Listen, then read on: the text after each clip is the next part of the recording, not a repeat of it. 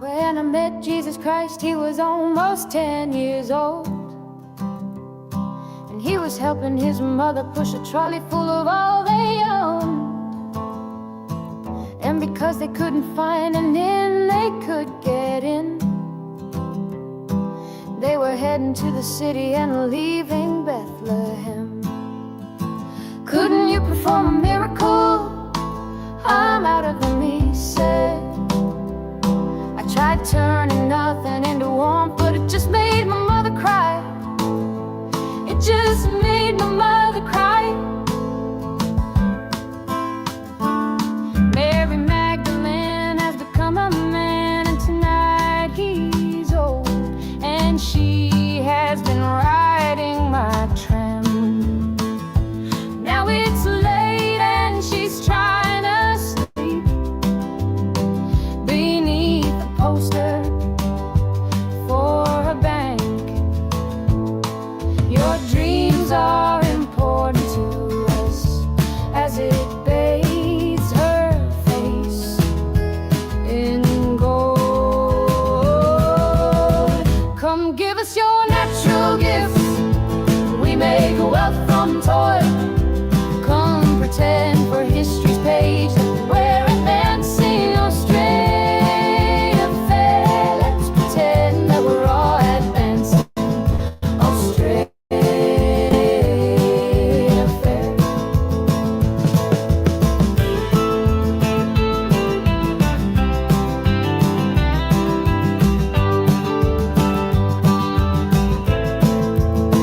Back down the road I found the church we built on the black man's bones was empty, and out the front a sign read all but sold.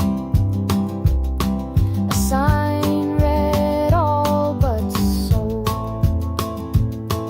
And we all owe so much money, but to whom we're not quite sure. So head down, we just keep running along our fading golden shores. So head down, we just keep running along our fading golden shores. Come give us your natural gifts, we make wealth from toil. Come pretend for history's page that we're advancing Australia fair. Let's pretend that we're all advancing Australia fair.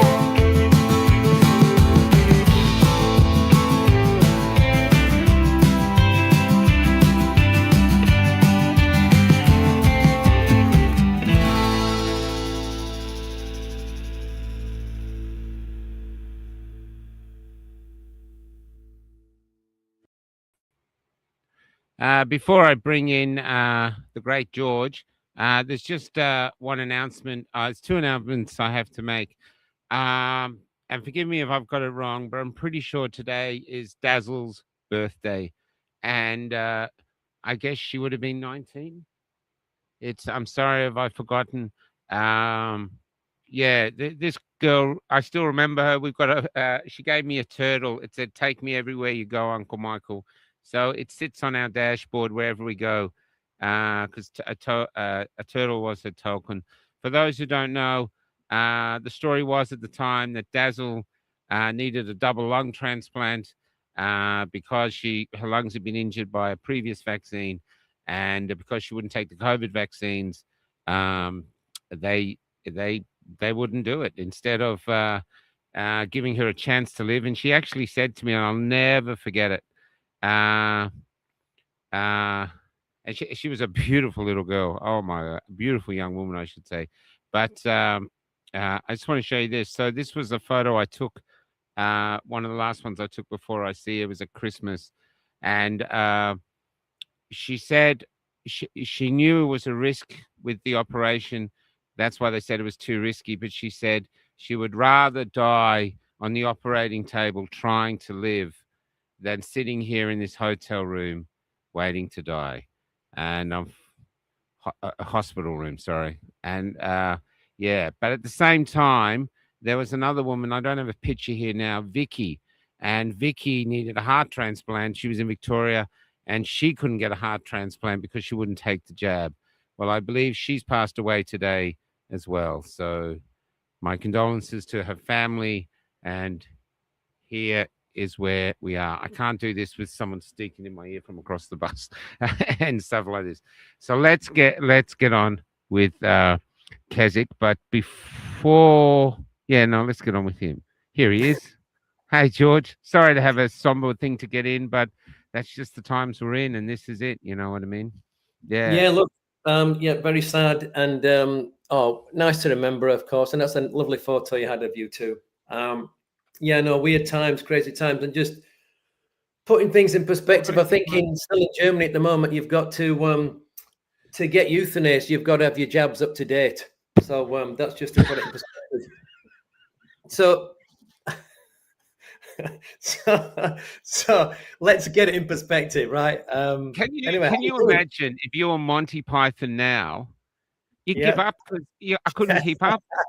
You know, no, you wouldn't. I can't Would you? keep up with reality. No, because everything they've done is like it's true now. So that's where are you going to go? How do you make it even more funny? You can't, can you? There's a woman, there's a or a trans person in America who's suing her doctor because she didn't get a uterus and all the reproductive things when she transitioned. She obviously didn't read the detail. You know, it's like an IKEA manual. I'll have a womb, some eggs. Yes.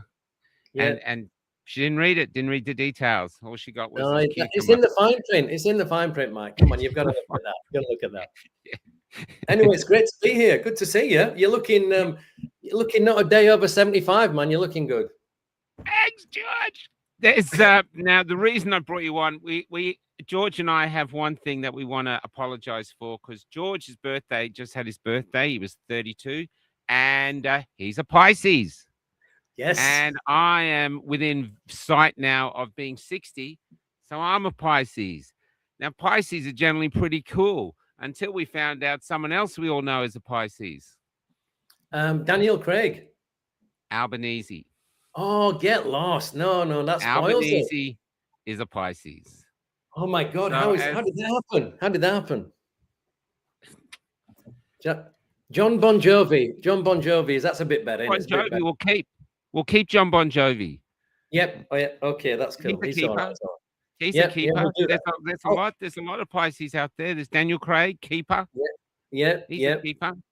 Abu Albo.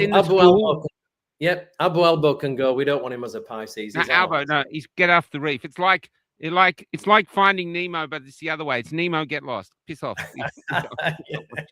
Yeah, we don't want you here. But go talk to those sharks. I'm sure they'll be friendly. Yeah, they need a snack. He'd go down well very quickly. They'd spit him out, though. Wouldn't they? That's right. It's a bad aftertaste. I don't know what it is. No, they couldn't keep that down. So Pisces is great, isn't it? Yeah. But the reason I want to bring you on is not just for a laugh. You've got your book, which I'll get to the book in a sec, but I want to work up to this. I've done an interview with you before, and maybe not everyone has seen it. So you're one of those people who you said something in your book, or there was a quote in your book that I'm going to use all the time now. Nobody can do everything, but everyone can do something. And I've seen you live by that. You just do it. You're just a doer. I remember the first time I met you, I think I was in a park in Sydney and you came down and sat with me. You're a gym owner and you were just bursting with energy. Everyone else was down and somber. I remember that. You were just like, yeah. Come on. Yeah, let's take him on. Let's go over here. Okay, come back. You know what I mean? So you had this extraordinary energy. And, but before the game, I want to tell everyone, this is something. What did you do in England to make a crust? What was one of the unique things you did in England to make a living? Oh, you mentioned this. I went to a book launch the night. And by the way, the guy that wrote the book I've heard is brilliant. So what did I do? I used to play chess for a living for a while. I mean, travel around the country. Amazing. And that was pretty cool. But it was in the days when there was no money in it. Now there's a lot of money in it. Then there was no money. But I didn't do it for that. And it was pretty cool because sometimes I'd go around with my, at the time, long-term girlfriend, and we'd go and stay in hotels. And by the Saturday night, so the comps were usually Friday, Saturday, Sunday, and it was like you'd end up playing 6 rounds, right? So 2 on Friday night, 1 on Friday night, 3 on Saturday, 2 on Sunday. And by Saturday night, I would know whether I was going to win the tournament or not. So we'd go to a nice restaurant. Why? How would you know? Oh, because if I was on 4 out of 4, I would have seen most of the other good players, so I'd know I'd beat whoever was left. Okay. So because I'd have a feel for it. Like if I was on 4 out of 4, I'd say, yeah, I'm going to win this. So then we'd go out to a nice restaurant. Otherwise, I wouldn't do it. Otherwise, the chess you play was speed chess. No, it was. I never. What I play now, I could only play speed chess. Now it used to be like a proper tournament, so like 4 to 5 hours for a game, and then you do that 6 games over the weekend. Yeah. So proper 4 chess. hours on a game. Yeah. I couldn't do it anymore. How did you sit still and not annoy the other person and silent and doing you for 4 hours? How did you do that? That must have been another. Are you a clone? Are you one of these clones? Like you can tell from the cut here. It's in the ear. You can tell it's not me. It's not me. Yeah. But no, I can't remember. It's sometimes longer than 4 hours. And you write all your moves down. So you'd always write down your moves. So you replay the game later on to see your mistakes and all that. So you'll write everything down in your shorthand, the chess shorthand stuff. So it's very technical in the room. But it was those days where you'd go into a big room and everybody be smoking cigars. And I used to smoke cigars sometimes. And it was really great. You know, all the smoke in the room and all these geeks in there playing, moving the bits and all that. And then you go into other rooms to analyze the games afterwards. So it was awesome. Wow. And I used to sometimes I travel around with a mate of mine who was a guy called Rupert, and he was the manager of the West Indian Rangers chess club, and I used to play for him. I was the only white guy. I used to play for his soccer team as well, the West Indian Rangers soccer team. I was the only white guy. And so we used to travel around some rounds together around the country playing tournaments. And Rupert used to get us into trouble. Like one night we went into this bingo hall. I can't remember what town we were in. We'd go into some bingo hall and he'd be eyeing up some of the women in there. And, being a black guy, was a bit of a lad, and he'd be eyeing them up and he'd be helping them with the numbers. And he'd be, hey, man, I don't know what you said, man. What numbers? And he got us thrown out. We got thrown out of a bingo hall. I mean, unbelievable. How does that happen? How'd you make 500 old ladies say shit all at the one time? I don't know. Get one. How do you make bingo? Now, before we go on, I want to tell you I had a realization yesterday when I was interviewing this Iranian girl for the 3rd time, and this one made me also think of you. She said that in Iran, before the regime took over completely, people used to dance. You'd be driving down the road and there'd be people dancing on the side. And she said people would just stop and come in and just start. They don't even know what they're dancing for. The whole civilization culture just loved dancing and being alive. It was the norm. It was a part of their cultural identity. And then I think the regime banned dancing, especially outdoors. So they banned dancing outdoors. And I think, from what I gathered, that the people, instead of protesting against it enough to make sure that didn't happen, they just complied and stayed silent, hoping that it would get better. And then 47 years later, their kids are getting killed if they dare to dance outside. I'm not saying we're there yet, but what hit me when she was saying that, it was saying, previous to COVID, not that long ago, we used to take the piss all the time. It was a natural thing. You get somewhere, everyone's taking the piss. It was almost like a game, and some people were excellent at it. But you could actually have a status. If you were great at taking the piss, you had status, victim. You didn't get any status for being a victim. Everyone would take the piss out of you. And then that's gone now. It's the same sort of oppression. Now you're not allowed to. Now people are terrified to tell jokes or anything because they might offend someone that could get them in trouble. And in the UK, where we're both from, over there, you could end up in jail for doing stuff like this. And you realize that that's how it's going. And everyone's complying and staying silent, thinking, oh, someone else will fix it. But the history tells us that they don't. And the reason this long-winded rant is going on, which is the question, is what you do on Friday nights is you basically defend the right for us to take the piss, because that's what you do. And you get other people in doing the same. You get the customers coming in like you're in a pub and everyone's laughing and taking the piss. I go places and people go, oh, Kesic's on, I've got to go. And I think that's what you're doing. You actually, because I believe laughter is the gift from the gods. And you actually, it's a form of a religious thing now. I know it sounds bizarre, but you're defending the right for us to celebrate what used to be our identity. Our cultural identity around the world was Aussies. Oh, yeah, look, the funny buggers, always taking the piss, do anything for you, big hearts. And now there's hardly any of them left. And you're one of the, even though I know you're not Joe Rogan, but here you are getting on Friday and you do it. And you do it so well. So I wanted to congratulate you for that. End of rant. Oh, yeah. It was a good rant. Yeah, look. Yeah, thanks, Mike. Look, it's well, first of all, with the dancing, I can actually think of another regime much closer to home that banned dancing as well for a while. Ours. Yeah. Remember during COVID? Yeah, it's the first thing that came to mind when you mentioned it. You have to be. It's joy, isn't it? It's joy. You can't ban joy. What are you're gonna have you're gonna have a population that's going to be miserable. What's the point then, right? You've got to have the joy in everything. You got to. That's why the COVID years were so distressing for people, because you took everything away, all the joyous things for people to do. So and that's part of the plan, of course, because the more miserable and browbeaten you make people, the more they'll comply to what you want, right? And you get so fed up, you go to the euthanasia clinic, they say, sorry, you're not jabbed, we can't kill you. It wouldn't be safe.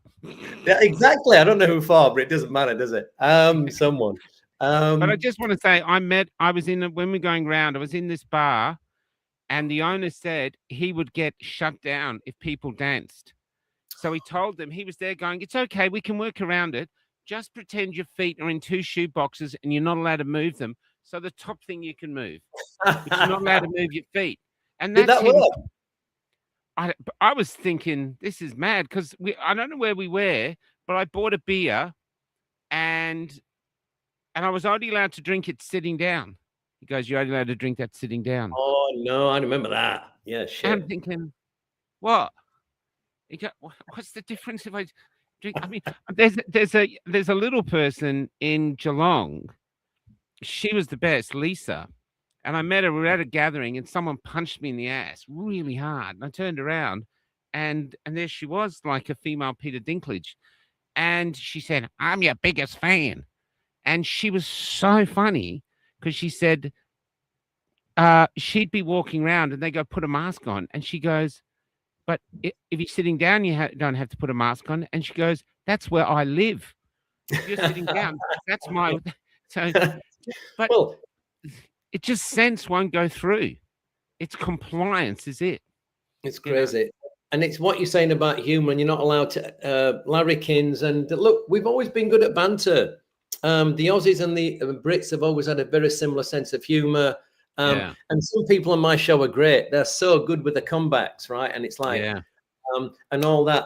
And it is good that we can do that, but slowly they are trying to squeeze it. So you've got to be careful when you're doing that.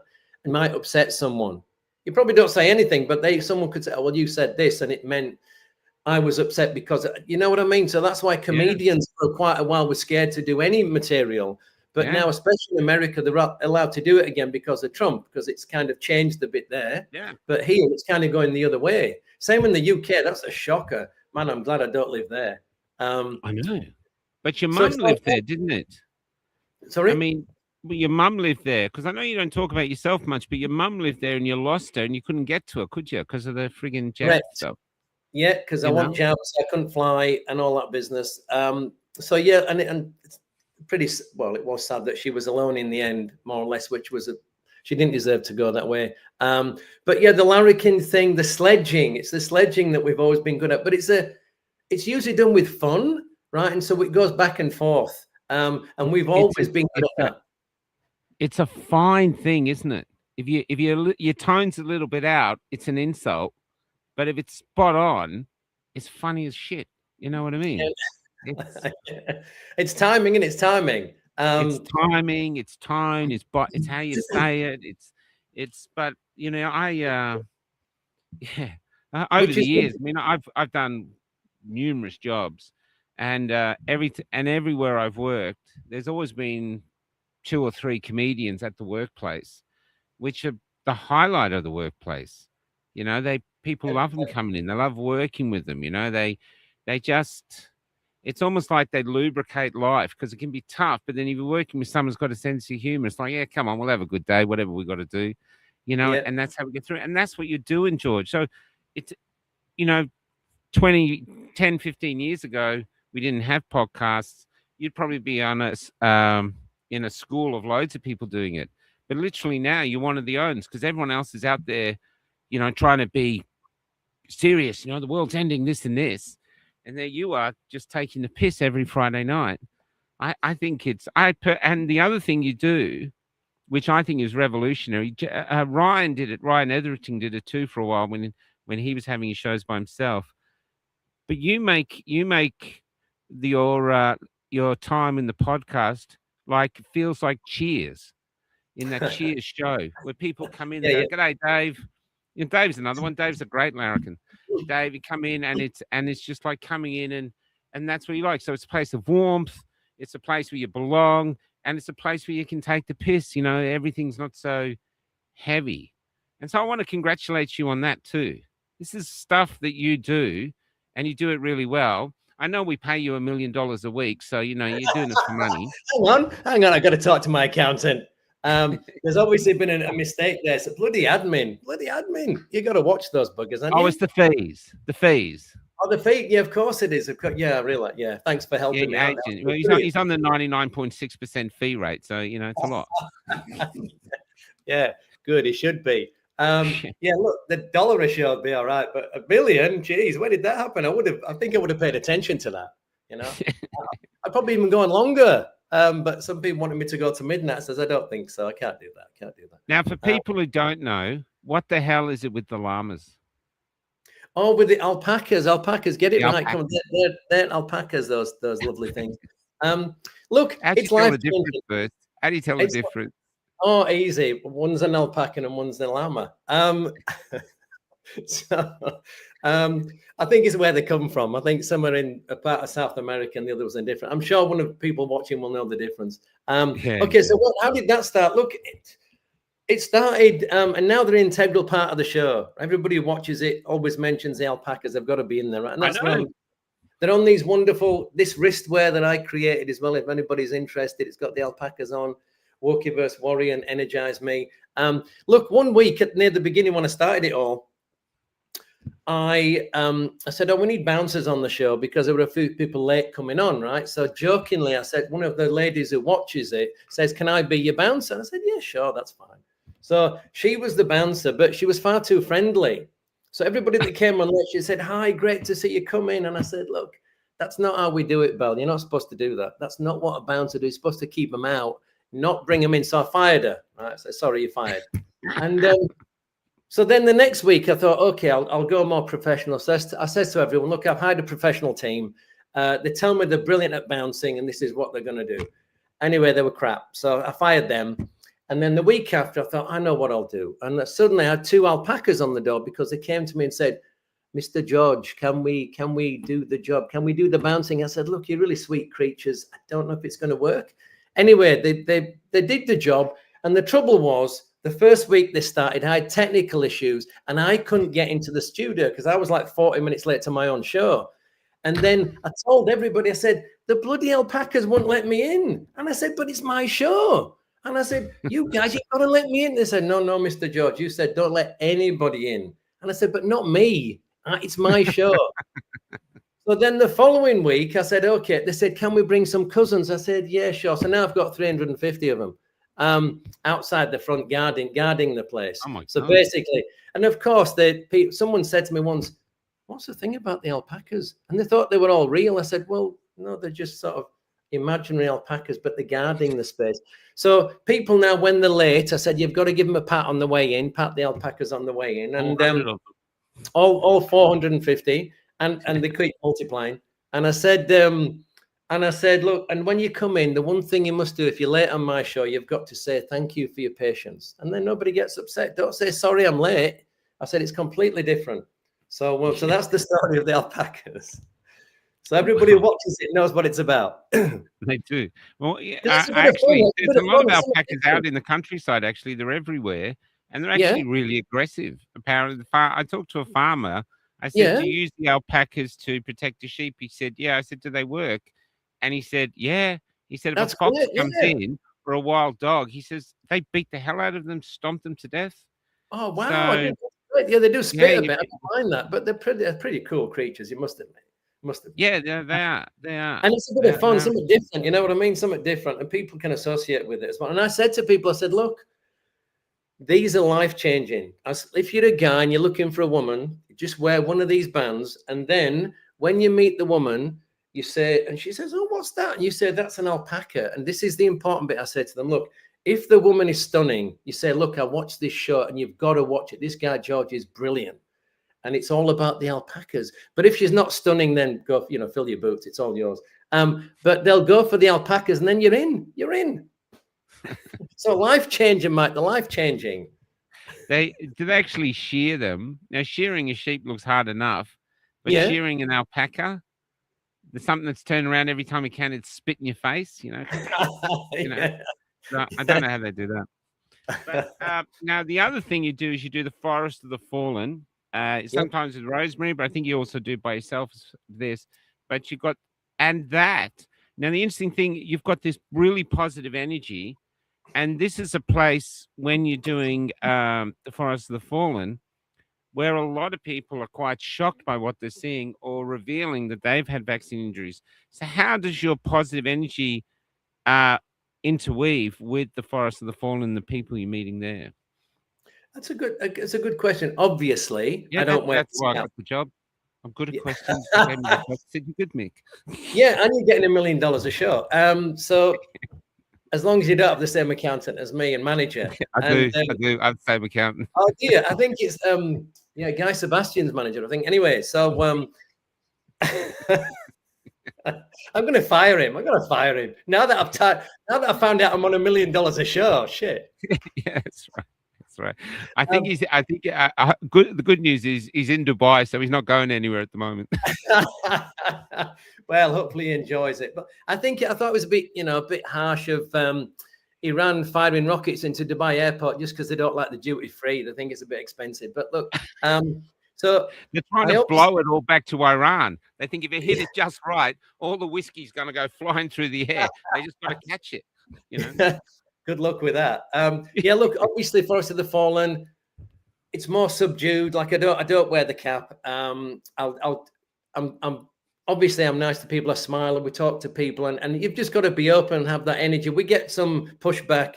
Like I think last week, Rosie was there was a lady with a baby, and she was saying, "Oh, what a lovely baby." She does that. She with a little kid. She's really nice with the kids. She goes up, and the woman says, "Oh, you're with this lot." She said, "Yes, don't you touch my baby." And I thought, really? Yep. Don't you touch my baby. Just like that. I thought, wow. But look, not unless you've got a needle or 72 needles. Is that all? And aluminium and everything else everything else, all the good stuff. Here, please. Yeah. Hello, baby. Look, what do you do? You have to compartmentalize things because you hear some really horrible stories and you can't take it with you the whole time because it'll weigh you down. So you've got to do your best to be understanding to people, and you are, because you're in a forest where people have died and been injured. And so if people come and tell you their story, you can relate to it straight away. You know what I mean? Because we've been seeing it and talking about it for so long. So it's just that. It's just listening to people. More and more people are coming by now and saying, oh, yeah, I knew I had one. I didn't want to do anymore. And I did it for this, but I've been okay. But I know all these people who are sick. And I thought, man, I'm sorry. So do I. and that's the insidious part of it that's going on. But look, I think it's because it's subtle. I think it works. I think it's definitely it's making inroads because it's just getting seen. And like I said to someone the other day, I was there on weekend, and I said to a lady, "Look, this is working because it's not in your face. At no point do we come up to you and grab you and say, look at this. This is what people are doing. This is what the government's doing. We don't. We just stand there. If people come and look at it, I say, hi, how are you today? Do you know what this is?" And I just mention it's a memorial, and I explain it. And if they want to talk to me, they do. If they don't, they don't. And that's it. And they go away. And it's because there's that. It's not a sales pitch. We're not pressuring people. Have a look at it. If you don't know what it is, we'll tell you. If you're interested, you'll ask more or have a look. If you're not, you'll go away. But it's on show, I think, is the important bit. And it just grabs people's attention because it just looks different. People are like, oh, I wonder what that is, as they walk past and they stop and have a look. But look, the only negative we get now in this, and the thing that people do say, and someone said it on Saturday again, was when we were there, they said, or Sunday, they said, oh, well, just think of how many lives the vaccine saved. And I'm like, well, you can't actually prove it to anybody. You can't, because it never stopped you catching it or spreading it. So you can't prove it saved anyone. Yeah, that's right. But what is your evidence? Because this is our evidence. All these people, here's our evidence. Where's your evidence? All you're doing is regurgitating what you've heard. Correct. And that's why these people are injured too, because they didn't research it. They listened to the same experts you listen to. Luckily, you must have dodged a bullet, but these people weren't so lucky. Yeah. So look, it's I think it's a worthwhile thing, and we're gonna keep. I think we're one of the few left now that are still doing it in Australia. Yeah, that's right. There was about 150 at one time every weekend. As far as I see now, it's just Rosemary and your mob. I don't hear of any others coming through. I think there's one down in Melbourne. They're still going. I think there's one down, a big one down there. Yeah, maybe. But there's not many. I think it's because people are just beaten. You know, like they're thinking, what's the point? And things keeps going on. But we're like, okay, and we've got to keep going because you've got to keep raising awareness.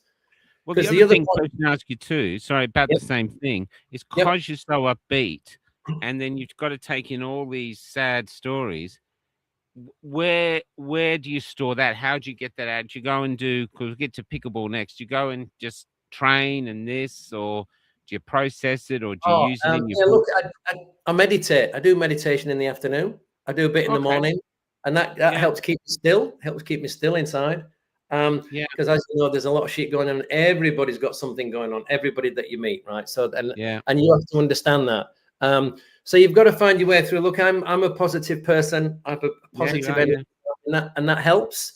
But I still have to keep myself still and grounded at the same time. So I usually do that through, and I'm okay with my own company. So like, there's a well-known saying, I've forgotten who it was, that says most of man's problems arise from the fact that he cannot sit in the room on his own quietly.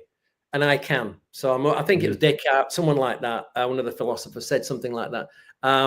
So I can, I can sit still quiet. I don't need to have stuff going on, even though I'm bubbly and make a lot of noise and stuff. But I'm inside. I'm still. So I can do it in the morning. Do breath work and do a bit of meditation in the afternoon. How long have you been meditating? Oh, years. I did it I learned it when I was in Saudi, and I do different kinds of breath work here. I did the Wim Hof method for a while, the cold water dousing. I do that every morning. Excuse me.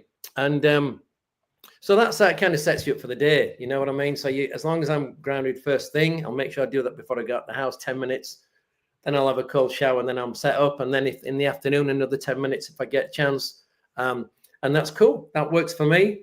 And last thing at night, I've got a rule where 9 o'clock at night, after 9 o'clock, I usually go to bed at 10. After 9, no social media. I don't want to look at any people's messages. I don't want to look at any freedom stuff. I don't want to hear out. What I do is I just write in my journal, listen to some nice music, and read something that makes me feel good. And that's it before I go to bed. So I don't want any shit in my head when I put my head down, because I don't want that to be the last thing in my head. You know what I mean? Yeah. Because there was I'm finding I'm doing the same now, actually. I'm I just jack of it. I just rather watch a movie or hang with Cal. Just like the last hour or hour and a half, or even more than that, you're just sick because you find yourself doom scrolling. Yeah. Going like this, and you're watching these little things, and in part you think, what am I looking for? What am I expecting to find? That's. And so so I'm kind of doing the same. It's an interesting thing to do because not many other people get this, where they get these sad stories. I mean, a lot of them get at the forest. I know Amber does it down in Melbourne. Jay just pointed that out. Is you have to take in a lot of sadness, and you have to get rid of it. Otherwise, it really brings you down for nothing. I actually sometimes tell people when they come up to me and start talking, they go, "I just want to talk to you." I say, "Look, I'm not a counselor. You want to record your story, I'll do it, but there's only so much sadness I can take. It depends on it. It depends where I get lots and lots of interviews. You know that I mean? That Well, you would have heard loads of horror stories going around the country. That would have been taking that on board. Wouldn't have been easy.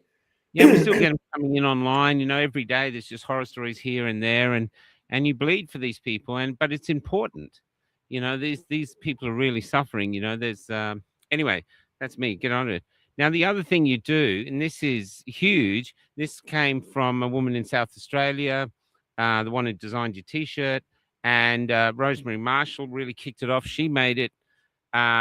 We're basically sort of made a name for herself doing it straight away. And then you've gone on board and you've taken it so almost a next step because I don't know if you're still going with it. And that's chemist whispering, we call it. So explain to those who watching who don't know what that is, or what would you say chemist whispering is? Okay, well, first of all, let me show you the T-shirt. It says the world is a stage, and it's got a picture of a stage with a man's feet underneath. And at the bottom, it says, "Be like Toto," which is from the Wizard of Oz, right? Because everybody was afraid of the big, bad, nasty wizard. And then there was some miserable, skinny little guy behind the thing at the end, which is what we have in the world anyway, right? So you think, oh my God, who's running the show? It's something like that. So I got this shirt from Sarah, who began the Cease and Desist project. Okay, so how did this all come about? Cease and Desist project was the brainchild of Sarah, and she likes to stay low key. I think she's got. We don't need to say why anyway. So it wants to stay low key. So she only goes by her first name, but she's brilliant. She's always thinking ahead. She's a bit like me. The brain's going 100 miles an hour. She comes up with great stuff, and excuse me. And she's always trying to think of different ways to stop the jab, to stop them doing it. Now I think she's working on going into schools, which I think is brilliant.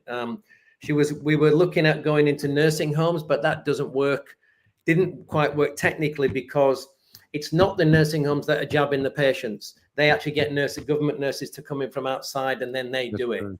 And they're all privately owned. So the private owners are never going to stop it, because the government say, we're not going to give you grants, or we're not going to help you do the thing if you don't keep doing it, right? So that's not going to work. Schools, because it's now saying, you're not allowed to do it, jab children under 18 anymore because it's too dangerous. We might have an opening there, at least to go to some headmasters, excuse me, and tell them you really need to stop doing this. And this is what the government's saying, right? So she's working on that at the moment on a grand scale. She doesn't think small. She thinks the whole country. So, so her idea was go into pharmacies and give them a legal document, which is called the cease and desist notice, which was given to the Tedros, the killer at the WHO, who was a terrorist, in charge of WHO. And unjabbed. Yes. Why? Because, it didn't, no, he couldn't do it. Do you know what he actually said? I'm trying to remember. I tell you what he said. What did he say? He's taking it because it's his way of protesting. That's what he said. Because in his country, Ethiopia, they couldn't all get the jab. So if everyone's not jabbed in Ethiopia, because suddenly he cares for everyone in Ethiopia, he won't take it. So the man who's pushed it on the world actually hasn't taken it. And I love it. No one cares. I think you care a little bit. I know. Look, and look, our leaders have got an even better excuse. It's even better than that. It's because I remember when they were asking Brett Sutton and that other moron that was in charge of the torrent sickness. He said, And he did an interview and people accepted it. He did like a press conference and they said, why didn't you take it? Oh, and this was also the second in command at Pfizer, I think. Oh, because there's a law that says we can't really take it. We have to let all the people do it first. We have to get at the back of the queue. And I'm like, what? I'm like, are you kidding? And yet nobody thought that was odd. And I'm thinking, if it's the end of the world, right, which we were told it was the end of the world, COVID's going to wipe, and they showed us this graph. It was like a chessboard. One person gets it, then 2, then 4, then 8, then 6, and it goes to like 1 million in a week, 2 weeks, whatever it is. And I thought, if the world's going to end, who do you need? Who do you need if everybody's going to die? You need the people in charge. They have to be alive because they're running the show, right? And I thought, well, wouldn't they be the first ones to get the jab because they have to be alive at the end? But none of them got it. And I'm like, hang on, that's the other way around. Because if they haven't got it, they're going to die. And yet we need them to run the country and the world, allegedly. 11,000 New Zealanders, the upper echelon, as they call themselves, 11,000 got exemptions. Politicians, judges. And so we know that officially from New Zealand. So don't tell me that that didn't happen here. Yeah, oh, absolutely. And I've talked to people at the forest and other people I know who literally had things like heart attacks and couldn't get an exemption when they were told you've got to get the jab, or they'd had some horrible issues with the health and they said, can I have an exemption? They say, no, you can't. And I'm like, well, why not? No exemption. Unbelievable. Yeah. So back to the C&D project. Just before that gives me a perfect thing. So we're teaching George here. This is online training. This is how to bring up memes in his show, because that's going to take his shows to the next level. This I saw today. You shouldn't need an exemption to opt out of a medical procedure that has death as a possible adverse reaction. Yeah, it can be a little bit important. That small but important point: death as a side effect. Tiny. It's in the fine print. Look in the fine print. What that say? Could die. What? So page 17, Telegraph, page 17. Could die. Bottom page 17. There was a nurse I met in Tasmania, just because I know you drift off, but it's on the same thing. And she was a midwife, and she told the doctor, I had an anaphylactic reaction to some of the products in it. I'll probably die. And he said, well, you've got to take it. She goes, yeah, but I'll probably die. Can I get an exemption? He said, no, can't give you an exemption, but you can go to hospital and we'll have an anaesthetist there next to you. And if you start to die, he'll try to bring you back. That's so good. I've got it on tape. God, come on. Jeez. I've got it on tape. I've got it with the recording. And you're looking at it when she's recording it. That's when I used to struggle. Where am I? I feel like I'm on planet Earth. But on planet Earth that I come from, that doesn't make sense. It doesn't compute. No, it doesn't. And it's like talking to some of the chemists. It does not compute. And I would say to them, no, that doesn't make sense. And they'd try and explain it another way. Oh, sorry, I didn't explain it properly. And they do it again, same thing, a different way. And I said, no, that doesn't actually make sense. And I'm off. And I walked out. But okay, remind me, there's a movie I've got to tell you about later. Don't let me forget. It's called Begonia. I've got to tell you about it. All right. Like the flower begonia. Excuse me, I'm laughing too much. Back to C&D. So back to C&D. What I know it's in the book, and I've read it in the book, but tell us what it was like, your first one, because most people, it's like abseiling. Getting over the edge is the hardest bit. Once you're over the edge, it's a bit easier. But you're not a confrontational. I know you're a martial arts expert, but you're not a confrontationalist. I would presume you weren't. But you are going into the belly of the beast to tell the pharmacist, who never gets anyone picking on them, that you're going to get arrested for killing people. How did you do that? Yeah, how did I do it? Good question. But I'll tell you that in a minute. But let me just quickly give you a bit of background, not just to the C&D. It was the document we were given, not actually legal, but enough to say there was no informed consent. Therefore, you will be liable when someone dies or gets injured. That's all I was given. I was just showing them that, right? So it started with Rosie going in and not using that. We didn't have the form at the beginning. She would just go into the pharmacist and say, do you know, if you're doing the jab, that there's no informed consent, so you will be in trouble. And that was it. That's all. And she filmed them. and then she would share the film on Facebook, Yeah. right? To kind Yeah. of name and shame without naming them, right? So she Yeah, did yeah, that. yeah. I started doing that, and because she was doing it, she told me, I thought I should be doing that. I can do that. I should be doing it. So I started doing it, and then after a while, and that was actually quite nerve-wracking because you're trying to hold the camera so they can't see they're on the camera. You don't candid camera, and you're talking to them, and I'm like, and that was really edgy. You know, that was like I was nervy going in because it's kind of you're doing something clandestine, and I'm like, oh, I don't know.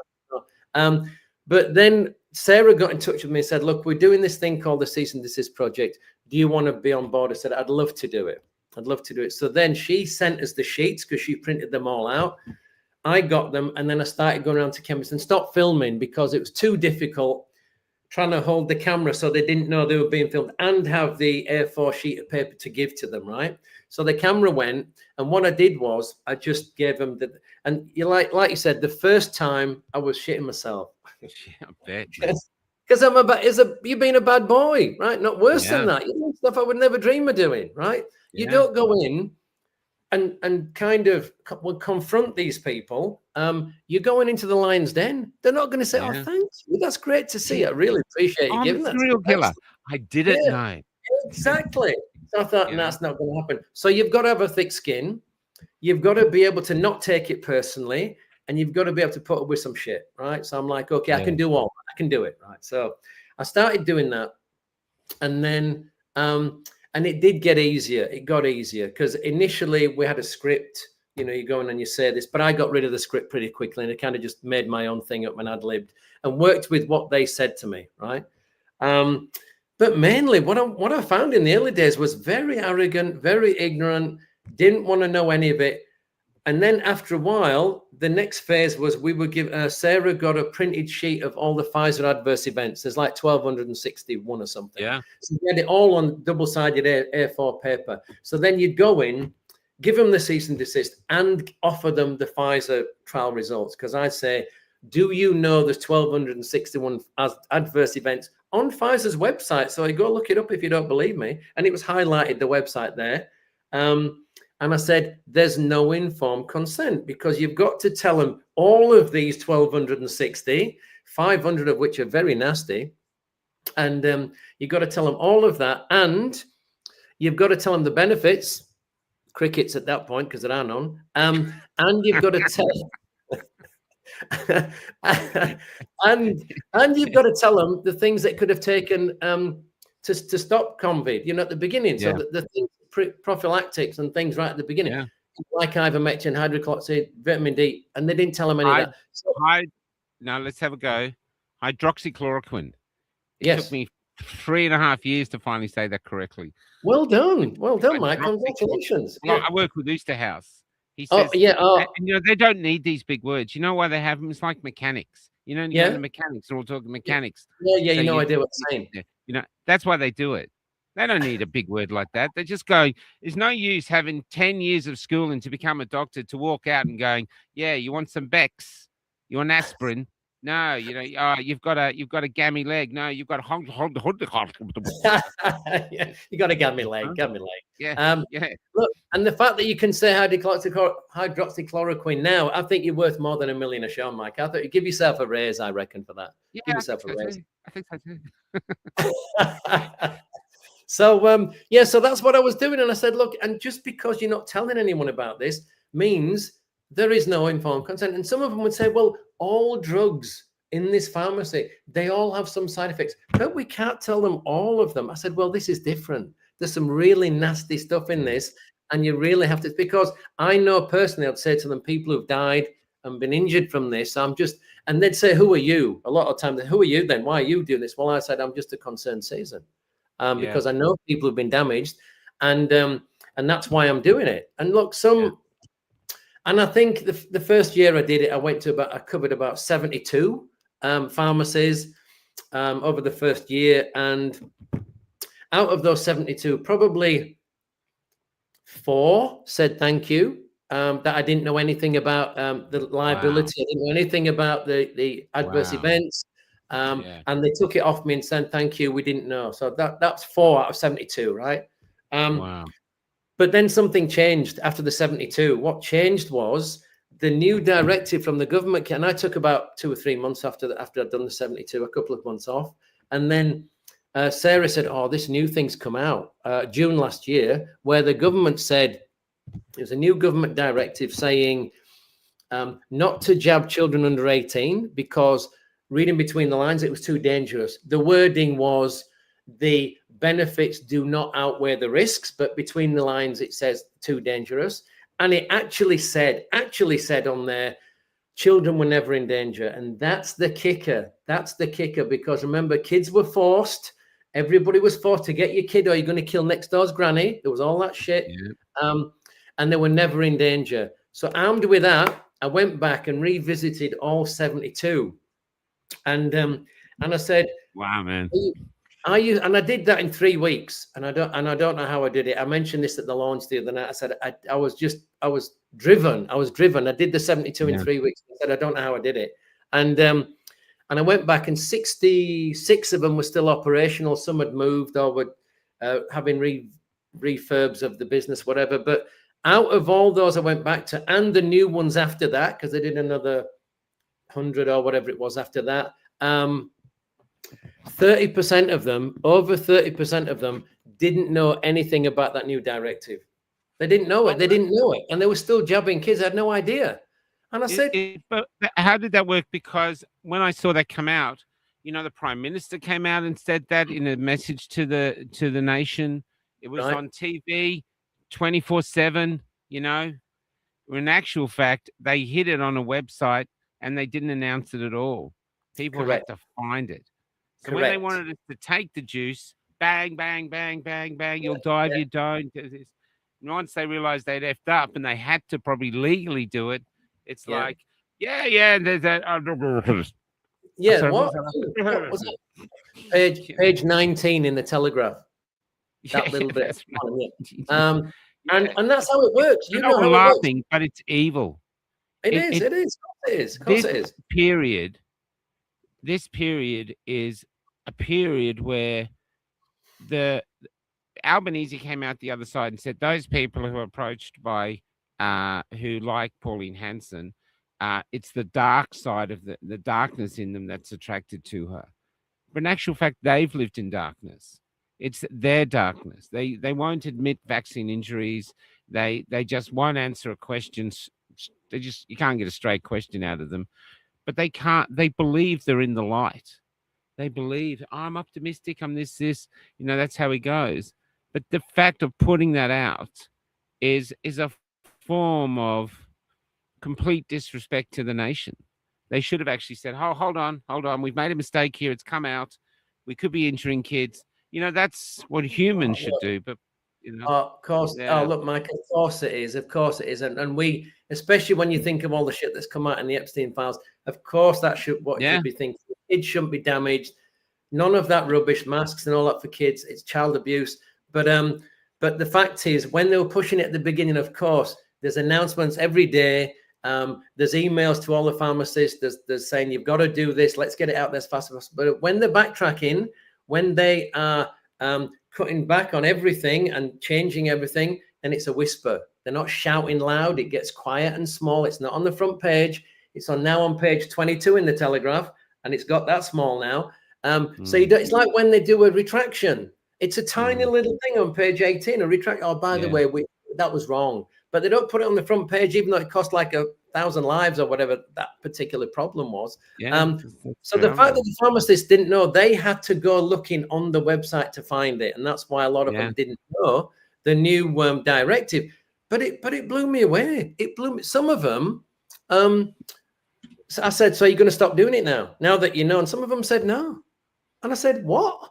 They said, no, because we're just doing what the doctors tell us. And I'm like, well, yeah, but I've just shown you this. Oh, well, we're still doing that. Some would say, oh, yeah, now that we know. And not many, maybe 3, 4 said, now that we know, we're not going to do it anymore, which is great, which could have saved lives, right?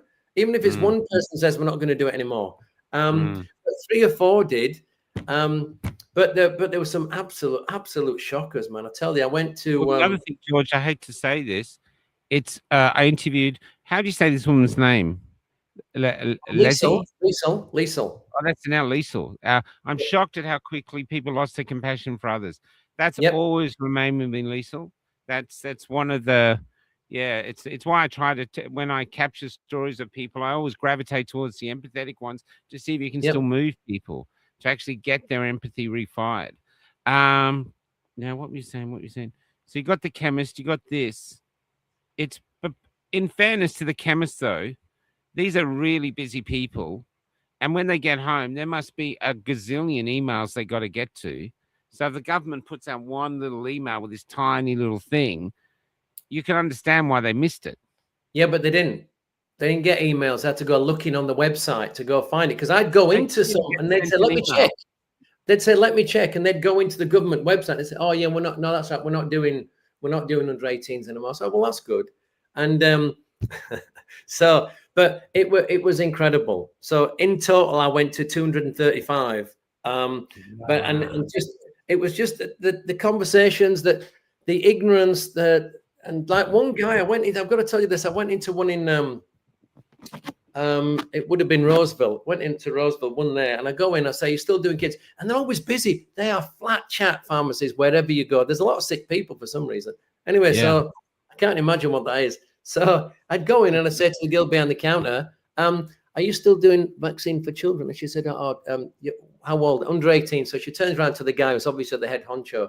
Are we still doing it? No, he says. I said, oh, that's great. I'm really pleased to hear that. And he said, let me tell you why. And he says, and he goes, okay, well, we're not doing it because you only need the 2 initial injections before you're 18. And then when you're 18, you need 1 booster. And that lasts you till you're 30. And then when you're 30, you need 1 a year forever. And I'm going, really? He said, yeah. I said, wow, okay. Thanks for that. And I walked out killing myself laughing. I thought, what the hell planet is this guy on? It was complete bullshit. And this is the top guy who was pharmacist in there. So you're bringing it out of thin air. So that's what they were doing. You were getting different things from different pharmacies. There was another one I went into in Lane Cove where I went in to see the woman who was there. She said, I don't do the injections. The pharmacists that do, they're not in today. But what? And I explained it to her. And I said, yeah, look, it says, are you still doing kids? She says, well, how old? I said, well, under 18. She said, well, it depends. I said, on what? She said, depends who's in. I said, okay, how does that work? She said, well, some of them only do 1 to 5-year-olds. Some of them won't do that. They'll only do 5 to 11s, and the others will only do 11 to 16. It depends. They're a bit uncomfortable about doing something. I said, but that doesn't make, that's crazy. And I showed her the thing and she nearly fell over. She's like, oh my God, I didn't know that. I said, yeah, would you please pass that on to the injecting pharmacist? She says, I'll definitely do that. But you know what I mean? There was no, it was just different. It was random. They were kind of at some point doing their own thing based on what they thought was the government directive at the time, because the government kept changing it. One guy didn't even know it was under 18s. He said, I think it's under 16s. I said, no, it's under 18s. And he's like, oh, I don't know. They keep changing it. So that's what, oh, nice. That looks good, that book. I like that. There you go. See? Yes, yeah. I know the writer. Do you? He's great. And I bet he's great. Now just come on. Oh, the slashes behind us, what we can see. Yeah. I've got the 3,649 day ban. So yes, we're getting very close. We're getting very close to just getting past 3,000. I think we're 3,000 at least, as on she'll tell us. I think it's yesterday was 3,023 days. So it's 3,022 days. So in 22 days, I've only got 3,000 days left before I can make your funny cat video. And so didn't you have like 10,000? Wasn't it 10,000 days nearly you're banned for? No, it's 10 years or just. Oh yeah, how many days is that? How many days? 649 days. Oh wow, okay. So you're doing well then. You're doing well. Yeah, it's like being in prison. You know, when you cross it off, the days in prison. I've only got another 3,000 days. Well, you know, the food's quite good. I go leave to 3,022 things. The food's quite good, and if you use the toilet paper to roll your shit correctly, it makes a good cigarette. You get used to it after about 500 days. You know. Okay, good. I'll leave that with you. I don't really want to experience that, but that's good. It might do. You never know the way the world's going. Now, with this is your book, and you can go. The website's down below. George Kesic, you can go get it. Now, one of the pieces that I really liked, I just thought it was such a powerful piece, was the woman who had the security guard, and she's going, "Take his details," and the security guard's going, "I can't do that." She goes, can you tell us through that one? I don't even got the book there. You can read it, but I'll read it to you. I'll read it to you. Okay. Read it to it. This is astounding, and especially end up with what the security guard said at the end, because I thought that was just gold. Okay, well, first, why is it called the Chemist Whisperer? Why am I called the Chemist Whisperer? Let me explain that to people who don't know. There's a number of people around the country who do this, right? Like mainly Rochi, Sarah, Rosie, and me. So I think there's maybe 30 active people, but the others are doing little bits and pieces, right? Because as I said, it's not for the faint-hearted. You've got to find the time, put in the energy. He's got some amazing stories. So I'm called the Chemist Whisperer because it's my approach. Because I go in and I never shout and scream. I don't get angry. I'm quiet. I'm respectful, and I smile at them and I say, "Hi, how are you doing?" And that's why it's called the Chemist Whisperer. So it's like a horse whisperer. I'm talking to them in their language, kind of, without getting pissed off, whatever they say to me. Okay, so this story I read out at my at the book launch the other day, and I just hope I can find it. Story number 5, encounter number 5. And I read this out because it's one of my favorites. Like you said, it's one of yours. And I think it worked perfectly because it's not too heavy, right? Because some of these stories can be pretty heavy. And it tells you beautifully the insanity of the whole thing, right? So I'm just going to read this out to you now, if that's okay. I'm going to make you big. Okay, I'm just going to read the book for a sec so we can see if I can find it. Yeah, you just start, mate, and I'll stop it. Okay, so encounter number 5, banned for life. The phase, cease and desist. This was my 4th attempt to deliver a cease and desist notice at this pharmacy. I'd rung a few days earlier and been told the pharmacist who administered the injections only came in on Fridays. So, Friday morning, I arrived, only to be told they'd been at 2:30 p.m. At 2:30 sharp, I returned. The pharmacy was busy. The scripts counter was swarming with customers, and at least 4 or 5 pharmacists were behind the counter, all flat out. I took a deep breath and walked in, holding my 2 A4 pages, ready for what might come. A woman at the counter asked, "Can I help you?" "Yes," I said. "I'd like to speak to one of the pharmacists, please. I just have something I want to talk about." "Okay," she said, disappearing briefly before returning. "Someone will be with you in a minute." "Thank you," I replied. Moments later, she walked past me again, heading out the door. I waited. Time dragged on. I busied myself pretending to look at the products on the shelves, even though my mind was racing. Normally, I went in, said my piece, handed over the notice and left. Waiting made me uneasy. Eventually, the same woman passed again and repeated, "Someone will be with you shortly." Finally, another woman approached, this one with a man beside her. "I'm the manager," she said firmly. "I'd like you to leave the store now." I was caught off guard. "Why? I haven't done anything wrong." "You're causing a disturbance," she said. "I haven't done anything," I replied. "You keep coming to the store," she said, "and you were upstairs a few weeks ago at one of our other pharmacies. You filmed the pharmacist there without her knowledge." "No, I didn't," I said. "Well, I don't believe you," she replied. "Do you have that video on your phone?" "No," I said again. "I don't believe that either," she snapped. "Give me your phone. I want to check and erase it." I stared at her. "No, I'm not giving you my phone." She turned to the security guard beside her. "Can we make him give us his phone?" The guard shook his head. "No, we can't make him do anything. If you want to take it further, you'll have to call the police. To do that, you'd need his details." The manager turned back to me. Give me your details, she said. Not asked, ordered. No, I replied. I'm not giving you my details. She turned again to the security guard. Can we make him give us his details? Once again, the guard said calmly, no, we can't make him do anything. It was surreal. This woman was on a power trip, convinced she had authority she didn't possess. Right, she said, I want you to leave the store now. And you're banned for life. I nodded, smiling to myself. Banned for life? I thought, from a pharmacy I'd never even been in before. Okay, I said, I'm going. As the security guard walked me out, I said, it's okay, mate. It's not your fault. You're just doing your job. Outside, he stopped me. What was all that about? He asked. I explained the situation. He shook his head and laughed.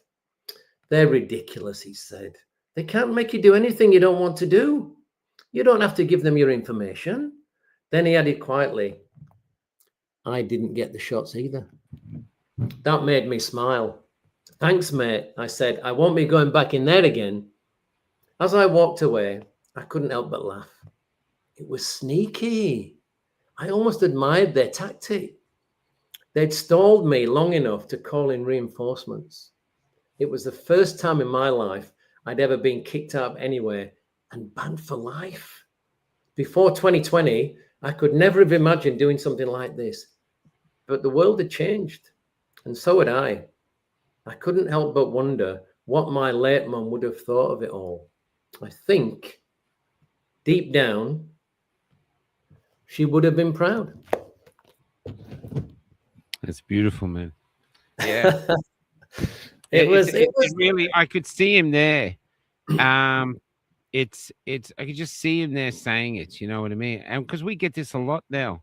It's amazing how many unjabbed are hidden in society. You know, it's right. Yes. Who think they're alone. They still think that, and then they find something and oh, really? Yeah.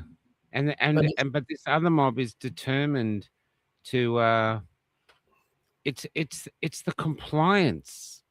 That's the thing. That's what they're after. They're after people to comply. As though if we all comply, something will be good. Like everything will go back to normal. Nothing's gone back to normal in 5 or 6 years. The compliance has got them nothing. They've lost their identity. They've lost their spirit. And the world just keeps getting better and better. Gets worse. Because I interviewed a Romanian woman, and this is not the major one. This is another one first on. And what she said was, she asked her parents, why do we live like this? Why don't we have freedom? And she said her parents were always going, oh, what can you do? You've just got to do your best. And she said they always had the hope that things will get better, But she said they never did. They just got worse and worse and worse until it collapsed. And I feel this is kind of where we are now. People are going with compliance because they just don't want to challenge anything. Like the government could say, I want you, look, we've been saying no violence against women, but we're going to have a day off from that, and it's okay to slap your wife around. And I think people go, okay, I know. It's just this nothing. That's what I struggle with. So I'm not of the belief that I wake anyone up anymore. All I do now is look at the world daily and try to find the humanity in it, the sense in it. What am I actually being told here? Because that T-shirt is correct. I'm trying my best to be Toto, but it's so hard because there's not one Wizard of Oz. The wizards everywhere. Say in the Iran war now, where everyone's going, oh, why are you talking about celebrating the dancing and doing this? Because momentarily, yes, tomorrow they could be all killed. Yes, maybe World War III will come along, we'll all be killed. But there's always been war. There's always been hunger. There's always been disease and death. But there's also always been love and dancing. And right at that moment yesterday, Iran was dancing. They were dancing with joy. And I think this is important. Everyone's got this negative thing. Oh, yeah, but what are they going to dance tomorrow? Don't worry about tomorrow sometimes. Dance today. This is what I was talking to you before. I'm going to do a rant on it tomorrow. for everyone out there, if you're getting really brought down by it, people contact me and go, I can't get up. I'm so down by it. And I thought, well, what you should do is look, if you've had enough, call Trump. Just call Trump and tell him. Oh, you don't have his number. All right, well, call Netanyahu. Call Netanyahu and see if you can get Trump's number, or tell him, oh, you don't have his number. Well, have you got the Ayatollah's number? Well, not the old one, because he's dead. It's not going to be any good now, is it? Have you got Albo's number? And this is where I get back to your comment. Nobody can do everything, but everyone can do something. Find your pride, find your hope in what you can do. We are all twigs caught in this roaring destiny. We're not in charge of it. And all I think we're trying to do within it is remain human beings. And I think the majority of us come together as human beings and say, no, we don't want this AI, this, whatever, trans, all this other stuff with the kids, everything. At some point, maybe we'll get together, so many of us, little bit by little bit, all these little pawns. Because, in chess, oh, well, that's funny. I was thinking that the other day, I was trying to do a chess analogy. I thought in chess, the pawns can actually entrap the king. They can't kill the king, but they can entrap the king. But then, of course, they can also trans into a queen, which is yes. Now the pawns don't have to. Are they male? Do they have to be? They can change into a queen. Oh, don't go there, mate. Don't make that trans. Sorry, Come on. True. No, I don't like it. I think chess is a trans game. I think it was invented by the trans movement. No, I don't think so. I can't say that. But going back to your point about I mean, you can transfer, you can trans into a horse, but like a furry, but they don't do that much. But there's I'd never even thought of it like that before. Trust you to now spoil it for me. I'm never going to look at a chess set again, same again now. It's your you will. You just every time you get drawn to the end line, you're going to go, I'll have a rook. Thanks. You did that on purpose. If we ever play again, if that ever happens, you see, that's going to be on my mind. I'm not playing you, mate. I'll have a bishop. I was a good player. When playing with you, I felt like I was playing checkers. I go, you can't. How do you jump me like that? No, I ain't playing you. There's. I do think, though, this is another thing I really think, though. So I'm going to be pushing in here in Perth, and to everyone in Perth, a lot of people saying, "Where are you? Where can we get? Where's a get together and stuff?" I am spending some time. I'm doing these shows in the evening. We're getting the bus sorted out. We've been on the road for quite a while, and we're getting it all cleaned out and done. And I'm spending time with my mum and my dad. And so for a week or so, I'm not doing any public engagements. There's a birthday thing coming up that I'll have to do, even though I'm not sure I want to do it. I don't want to see the 6-0 together. But yeah, you'd have to put that on. Yeah, but that's for it for now. You know what I mean? But then we'll get back to doing other things. But yeah, to me now, I think the best way to attract people towards us is to be what they're trying to eradicate. Is to be the larrikins, is to be ourselves. Because basically, the state, George, doesn't want George Kesic to be George Kesic. You're too bright, George. We don't want bright people. Read the back of your contract. You have to be a non-player character. And a lot of people are going, okay, I'll do that. That's how we'll leave you alone, George, or at least for now.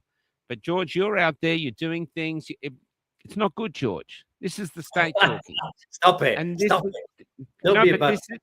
But this is where we are. And I think the way to fight back is to actually go the opposite. You go, you think I'm George Kesic now? You wait till Friday, mate. I'll put George Kesic into overdrive. And I've been doing it. I'm thinking it's the time that we do jokes. Like when you were talking about that West Indian, I'm going to tell a joke because you're not allowed to tell jokes anymore. But I got a fantastic West Indian joke. All right. Yep. A guy. Now it's a little rude, but it's not very rude. It's a little rude. A guy in England, not called George, is he's got a girlfriend called Wendy, and he decides as a real treat to have her name tattooed on his old fella. So when it's down, it says WY, and when it's up, it says Wendy. Now he's very proud of this innovation. Not that anyone gets to see it, But he's in a pub one day, and he's in the latrine, and he looks down, and the West Indian guy next to him, he just glances down. He goes, he can't believe it. He's got WY on his old fella, same as him. And he goes, I can't believe it. You got WY. I've got WY. When I'm erect, mine says Wendy. What does yours say? He goes, welcome to the Republic of Jamaica. Have a nice day.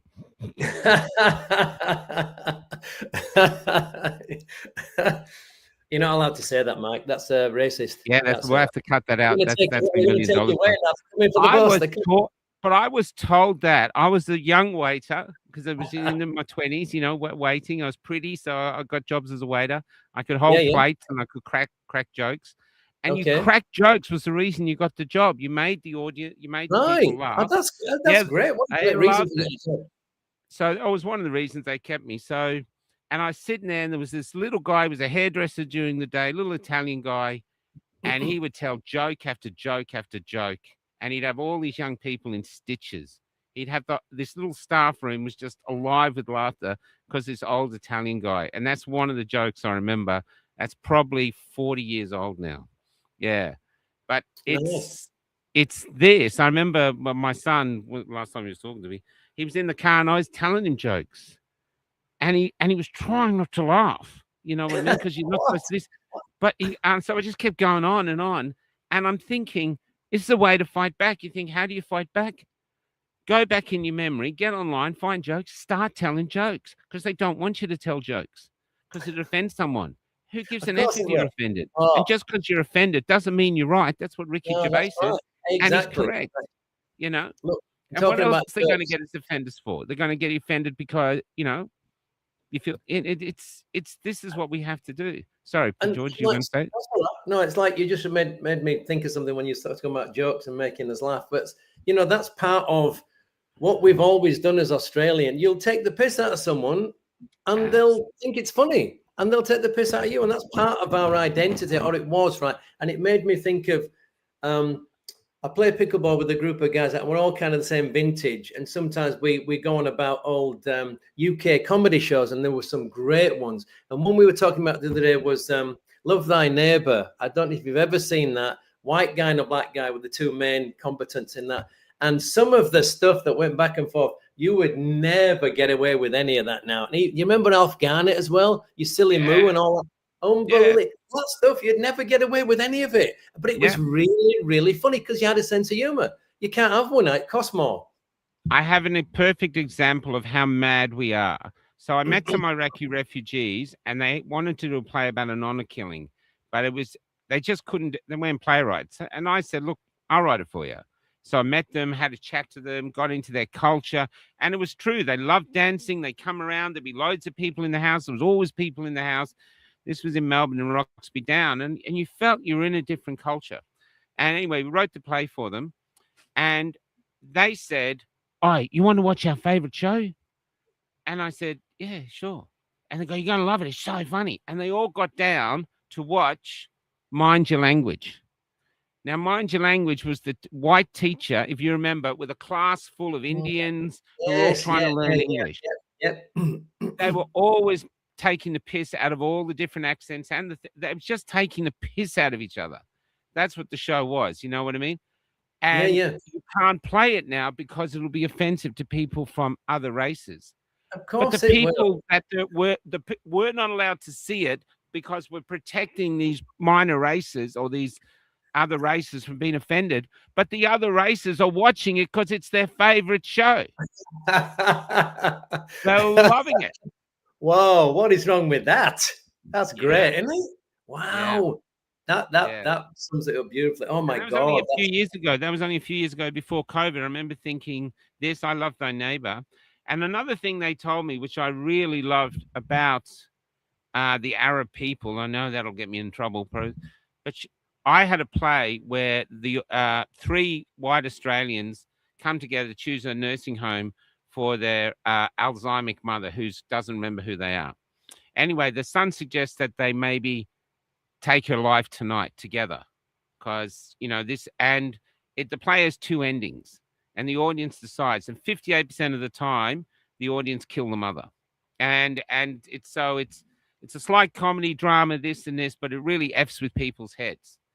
Anyway, so, and we never knew how the play was going to end. That was the credit. It was called The Magnolia Tree. So it was the really got me known in the theatre world. And in Australia, the theatre world, no one knows what it is because hardly anyone goes to theatre. But in this tiny little pond, that made a big splash. Wow, Now, okay. but this was my Arabic friend who I wrote the play for. She came along and she didn't like the play. I said, "What didn't you like about it?" She said, "I was in a refugee camp on the edge of a desert. And I used to watch these Arabic people from Syria or other countries crossing this desert that could kill them. And, you know, they'd come across, they'd walk, or they'd be on wheelbarrows, or they'd be pushing any way they could get there, they could get across with what they owned. And one thing that they were all carting, which was a burden for them to carry because it slowed them down and put them in further risk of dying, but they didn't care because they still brought it across because it was so valuable to them, was their mothers. Oh, right. Yeah. And here we were in this Western society. We had all this money and we're having a play where 58% of the people are talking about voting to kill the mother. Wow. Wow. Isn't that interesting? Yeah. Oh.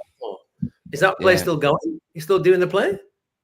Oh, if someone wants to put it on, they can put it on. It's been on about 80 times, but yeah, it was good fun. We'd be in a theater. I remember we were in the Onion or the Potato Shed in Geelong, which is about 300 people, and the owner of the theater loved me, or the manager of the theater, he loved it because he said, "Oh, this will get him talking." And when it came to the voting, and even the actors on stage didn't know what the ending was going to be. That's good that they know what's going to happen. They'd stay in character, and one would leave to kill mum, and she'd go out the back of the stage, and I'd come on and do the voting, and then I'd go around the back of the stage, and I'd tell her whether it was life or death. Anyway, when I was doing the voting there, who do you think, we should let her go? That these people put their hand up to vote for death, and these anti-euthanasia people, I remember that the three of them stood up and said, "Put your hand down!" And the owner of the play later said, when that happened, he thought, "This is a great play. This is a great play." So you can see it again and again and be different. You know what I mean? Yeah, anyway, yeah. The thing was, that's not the importance. The important thing was the values of these people. Yep. And this is why I'm not against multiculturalism at all. I think other cultures, like I'm watching the Indians now, they're buying up everything, and maybe they're getting money. I'm not sure where they're getting money from. We're trying to find out. But we've become individualists, George, because of 40 years of abundance. These Indians have come from a country where you can't be an individualist, I think. If you want to make money, if you want your family to survive, you work together as this little community amongst other communities. And that's how they keep their culture and their identity. And they're doing it here. They get in a restaurant, they all work together, they get it profitable, they move to the next one. I think they're there to teach us, if you want to prosper in what's coming, because it's going to get very tough financially, especially with the petrol, then you got to do it together. Community is the only way. Whether you're in a church community, whether you're in a cafe lockdown community, we work together because unless you're rich, it's going to be very hard to survive going forward totally on your own.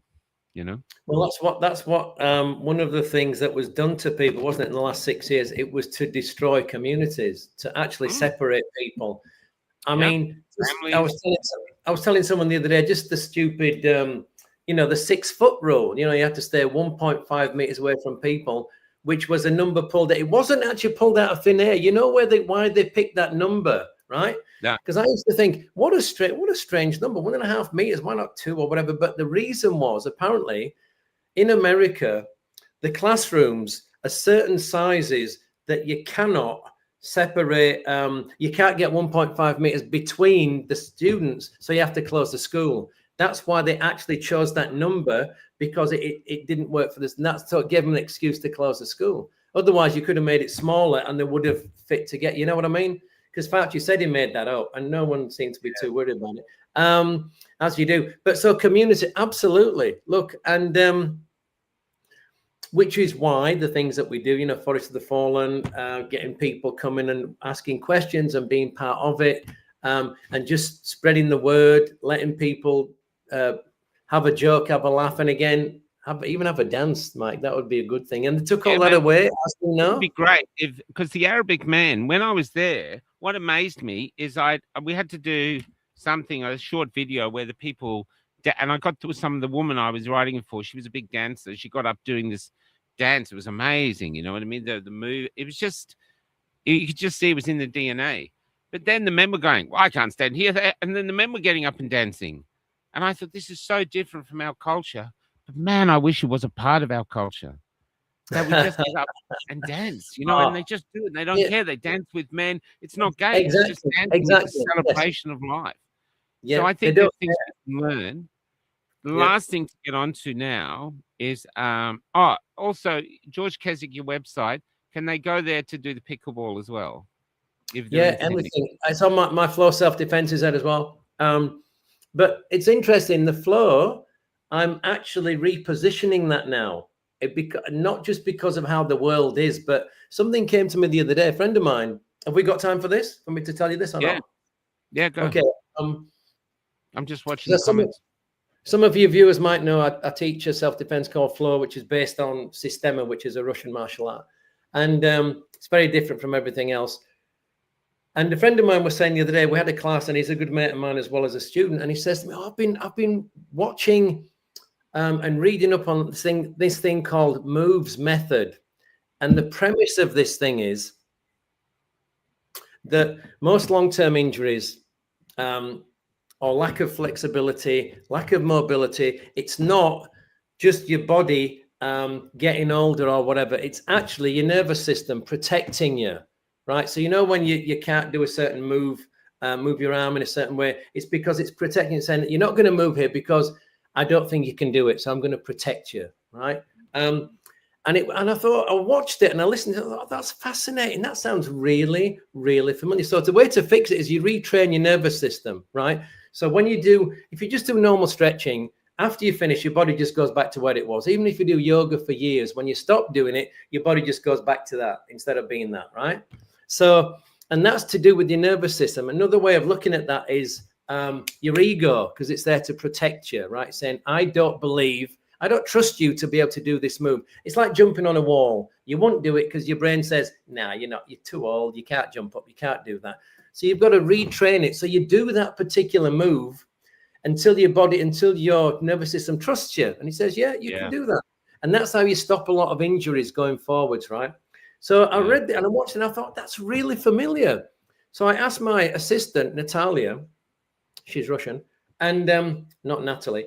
I said to her, just check this for me. Have a look at it. This is the premise. Am I correct? And it sounds very, very similar to Sistema, which is what I teach. And that's why it was familiar. Anyway, she came back and said, yes, your premise is correct. This is what it is. And yes, it's very similar to parts of Sistema. Basically, retraining your nervous system. So, then I said to my assistant, would it be beneficial to me to change the way I talk about flow, how I brand it, how I position it? And my assistant says, absolutely, because nobody actually really wants self-defense skills, right? And it says it.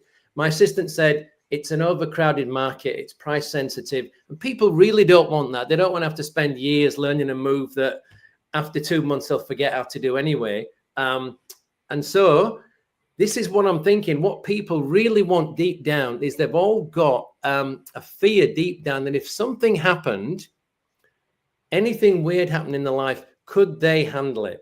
That's the deep fear. And so what I teach now is capability training. That's how I explain it. It's a way of retraining your nervous system to handle anything that comes along. And that's to do with breath work, movement, and relaxation. And the self-defense is the proof.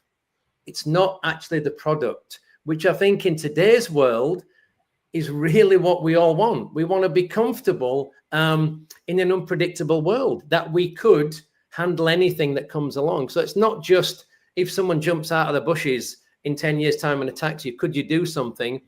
It's like if you're at a bus stop and you miss the bus, instead of screaming and shouting, you just breathe, and it don't bother you.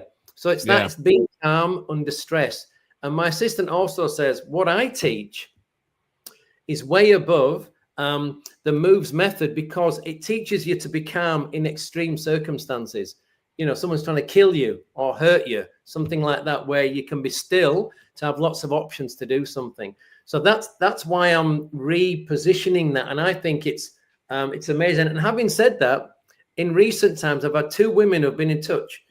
One is a survivor of a really nasty home invasion, which I'd never heard anything like it when she told me the story. So she was very brave to come and see me. She asked about daytime lessons first, and I said, I don't do it. I said, why? She said, oh, because I'm afraid to go out at night because I'm a survivor of a nasty home invasion. And then I told her about, I said, I also do private lessons, etc. And then I thought to myself, when I finished talking to her, I thought, what am I doing? Why am I even thinking of charging her? I got in touch. I said, look, I'm not going to charge you. I'll give you private lessons until you've got enough some confidence, and then we'll do that. And she ended up coming for a private lesson with me. And she said I wasn't going to come. I really, really didn't want to come. It took all my strength to leave the house and come up to this park to see her. And she was great. And she understood, because it was what I was showing her was stuff she'd done in her trauma work and all this other stuff she'd done since the attack. It was to do with your vagus nerve and being calm. And so she could see the value of what I was doing. Then I've had another woman recently ring me who had death threats, and she has started coming to classes. So my AI assistant says, you're already doing that stuff, that you're now repositioning yourself. The fact that these people have been in touch with you is they're connecting with the energy that you're putting out. So I just thought that was really interesting. But okay, let me tell you about a movie I was going to tell you about. We got time for that before you go into. Before we go there, I just want to read out from my book. Oh, okay, yeah, go for it. So we were in the it's in the National Archive now. We still do my head in, and but I didn't know what to read. But this was I was very lucky to that John Stapleton took a shine to my writing and helped me with it. But I want to say this only as a lead in to talk about something before the movie, which I think is the biggest thing that's happened to the freedom movement in a long time. So he says here, he says, Michael should have the last word. All my life I've yearned for purpose. Now I have it. I believe our world is heading somewhere not conducive to the human soul, but I can't change this alone. But can I change this alone? No. What I do every day is try to create ripples. Most vanish, but some become little waves. And what I know is that the monoliths we call the 12 apostles, those towering limestone pillars, stark and sculptural, rising like jagged ghosts from the churning Southern Ocean, etched by relentless salt and wind, are being eroded. Many are gone, but they weren't toppled by a tsunami or an earthquake, just lots of little waves wearing at their base. Waves that began their life far out at sea as a ripple. I am through a choice I make every day, just a small part of this rising tide calling for change. Waves that will continue to strive for freedom long after I'm gone. So I realize what I am. You know what I mean? I'm not the end to this. I'm not the Superman of all this. I'm just deciding to try myself to make change. And we have had very few victories really in the last 6 years. But what we have now is we've just had a great victory. And people disagree with me about this, and I just wanted to hear your thoughts. But it's Carl Stefanovic. Yep. Now, to get Carl on the screen, he's a prince of the other side. He pushed the jab to get him to say, I'm sorry, I should have studied the science. Not only will that reach loads of people who have been too silent to speak, he gives them permission to speak or permission to accept the fact that, yeah, it was wrong. But it's something that we won't see. And it made me realize what we've done, because people are saying, oh, we should have stormed Parliament. We should have done this. We should have done that. What we have done, which Carl emphasizes, is we have stood our ground. I am not going to see George Kesic on Channel 9 going, yeah, look, I'm really sorry. You know, I did that forest thing and And I should have taken it. In fact, I'm booked in to take it, and you know what I mean. And I'm sure it'll work because we're not going to see that. We're not going to see Eustahouse do it. We're probably going to hardly see anyone do it. None of the leaders are going to do it. In fact, no one I know is going to do it. After all they've taken from us, after all they've thrown at us, all the words they've used to destroy us, to put us down, we are defiant. We might not be out at the Forest of the Fallen every week. We might be getting on in our lives, but we are not taking their shit in their veins. We do not trust them anymore. We're like the rats of the brook. We have held our ground, and we've held it so strongly that one of their princes of the other side has finally got sick of their bullshit. He can't peddle the lies, and he has gravitated towards us. That is a tremendous victory, which speaks to the integrity and the character of everyone who stood their ground and didn't swallow the government bullshit. But what are your thoughts, Mr. Kesic? Actually, I was thinking about that today because there's been a lot of comments, like you say, going back and forth. Okay, so what are my thoughts on that? First of all, yes, it is a victory, right? Even though I've never liked him. But anyway, yes, it's a victory because it's someone so high profile. And just the fact that someone has come out and said that, look, there might be something else behind it. I don't know. But at this point in time, I do believe it's a victory because he will get people who we would never reach or get close to listening to us. Never. He will. He's got a big reach. We might not like him. I don't think that's relevant. I think the fact that he could get the word out to a lot more people and get them thinking for what's coming down the road, right? Just like when I was on the radio with Chris Smith at 2SM, I think, and he said sorry as well. He admitted he was wrong at the beginning, shouldn't have done it, and that got like loads of views, like hundreds of thousands, whatever. Yeah. Same thing I think with Carl, but he's got a bigger reach. He's got a bigger reach, and he's more well known. And just the fact that he said, yes, I apologize. And a lot of people, the comments are all too little, too late, and he should still be in prison, which he should. But the fact that he said this now, and it's mainstream, so it will come out that he said it. So there's a possibility he'll get backlash, and I'd be very interested to see what happens after that if he does get backlash. What I'd also like to see, to be honest with you, I'd like to see him come to Forest of the Fallen and then talk about it and see whether that's like the litmus test, isn't it? I reckon. Yeah. I'd like to see him do a live show where they can't edit it. Just do a live show. Then we'll see it. But this thing here, it's going to take me a tad long to trust Carl. I am not talking about trusting Carl. I do not trust Carl. It might even be Channel 9 going, listen, we can't compete against these podcasters. George and I have done this show. I know we're getting paid $1 million each for this episode, but basically we're reaching who we reach for nothing.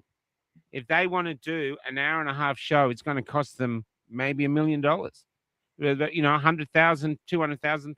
That's the sort of things they have to cover with their ads. And the people aren't advertising with them more. They're losing audience, and that's because of us. And it's not just because of us, it's the public as well, because the public are sick of bullshit. They're sick of they can smell it. So they're gravitating, not all of them, but enough are gravitating to things like us. Cafe Lockdown reaches 6 million people. The last 2 months, 6 million people plus every month. Wow, that's great. We do that for nothing. You're a part of that too, Kesic. So we just, and we do it for nothing. It's like the film Moneyball. That little team, got into the finals, and he said, we lost. Well, you didn't lose. He said, because it cost you like $200,000 a game, and it cost us $2 million. So this is what's changing. MSN is losing ground. They are failing. And so whether Carl is right and whether he really believes what he's saying, which I hope he does, or whether it's just them trying to figure out if they can take away our power by seemingly to join us, means that they've admitted that the public wants to hear an apology. The public is ready to accept the fact that it was a con, and the public and that we are podcasters and stuff like this sort of independent media is the way forward, because people are seeking authenticity, and there's nothing more authentic than being live like this. Because I have no idea what's going to come out of Kesic's mouth, except I've got a big chance it's going to be funny. But that's it. We have no script, no things lines. We're just speaking freely and freely without fear in a time where they want us all to be too frightened to speak.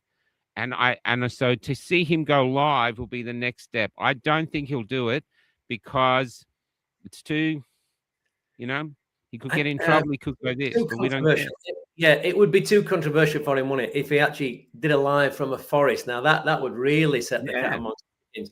But I agree. I think it's a big step forward. Look, even if there's an agenda, and let's say he's one of, I don't know, 2 or 3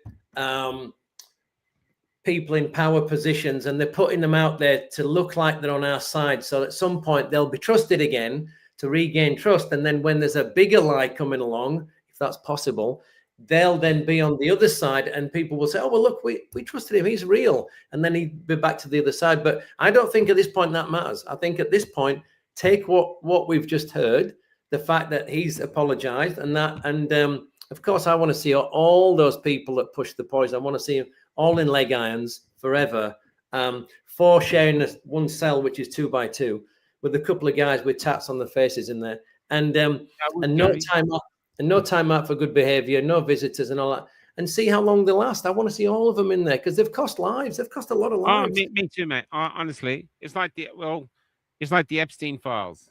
If this stuff is true, I mean, I still can't. It's so horrific. You think I haven't been able to. I haven't looked at it. I've not wanted to. But if it does turn out to be true, if the evidence is absolutely rock solid and it's true, I think these people got to be killed, like removing a cancer. It's too vile. But anyway, what we're going to do, let's hear about your film. Okay, it's relevant. It's relevant. It's called Begonia. Now, for people who haven't seen it, spoiler alert coming along. Do you want me to do the spoiler alert or not? Okay.